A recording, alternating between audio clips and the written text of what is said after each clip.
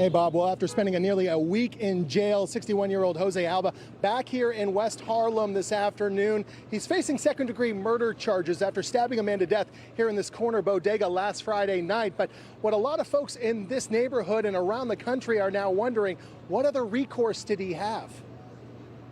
Returning to his West Harlem home Thursday night, 61-year-old Jose Alba didn't feel like talking to reporters after spending nearly a week locked up in one of America's most notorious jails, Rikers Island. Alba, seen here in a green shirt and hat, was working his usual 13-hour shift at this small corner store last Friday night, when after the girlfriend of 35-year-old Austin Simon failed to pay for a bag of chips, Simon then came around the counter to confront Alba, shoving him into the wall behind him.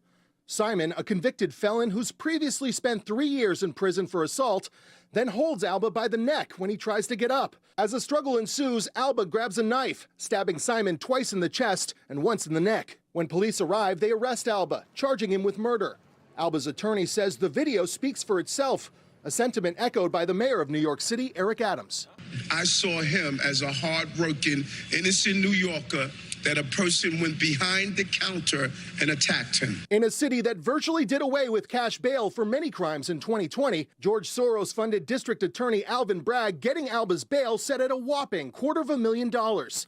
A judge later reducing that total to $50,000. To help with legal fees, loved ones of Alba began a GoFundMe page. But the company curiously deciding to disable that account Wednesday night, saying this in a statement: "Our terms of service prohibit fundraising for the legal defense of a violent crime. At this time, the fundraiser has been removed and all donors have been refunded." And I'm here with Danny Taveras. Danny, you've known Jose Alba your entire life. Now, talk to us about his character. He doesn't have a criminal history. Why do you think that DA Alvin Bragg set this bail so high? We mentioned $250,000. Now we're learning it was actually $500,000 initially. Why such a high bail for someone of such good character?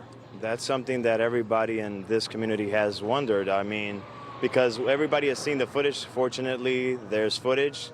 And as you mentioned, I've known Jose, or as we know him as Lely, my entire life. And he's always been a working class citizen, never been in trouble. And considering there's footage, there's proof of what transpired. Of course, nobody wants to see anybody, die as a result of what happened.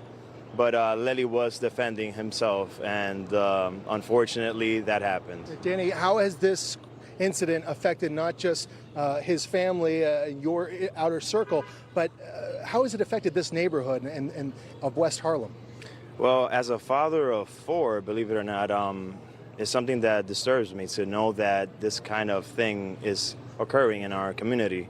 And it's something that we're worried about. Like, my daughter's right here, 16 years old, and I never let her go to the store, and this is good reason why, I don't feel comfortable. And that's something that the politicians and, Bragg should be concerned about. Like, instead of punishing someone that's simply defending themselves, let's make sure that things change to the point where that the kids and our community, the people in our community, don't feel that there's a big threat and are not safe. We don't feel safe. We don't feel safe. I mean, that says it all, doesn't it, Bob? Danny Taveras, thank you so much for talking to us. Bob, we'll send it back to you.